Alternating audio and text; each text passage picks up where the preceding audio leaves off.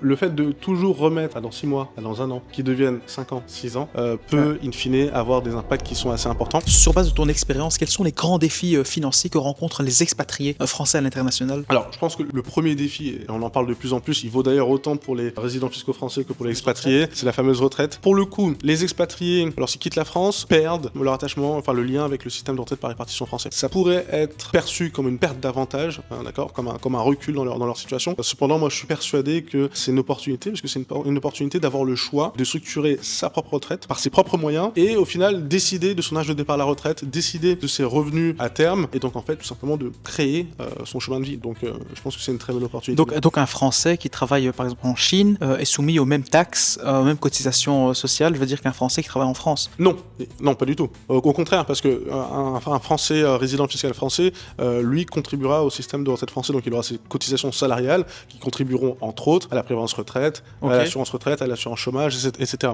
Qu'est-ce que tu as appris de particulier ou une erreur commune chez la plupart des expatriés qui est souvent réalisée? Alors, le premier point, je dirais que c'est de négliger l'impact du temps. Okay. Le temps peut être soit notre meilleur ennemi, soit notre meilleur allié. Ce que l'on apporte à nos clients, c'est des stratégies de création de patrimoine sur le long terme. Et donc notre allié, c'est le temps et les intérêts composés. Le fait de toujours remettre dans 6 mois, dans 1 an, qui deviennent 5 ans, 6 ans, peut in fine avoir des impacts qui sont assez importants. Je vois trop souvent des personnes qui ont eu des très belles carrières d'expatriés, mais qui ont toujours négligé la structuration et le développement de leur patrimoine.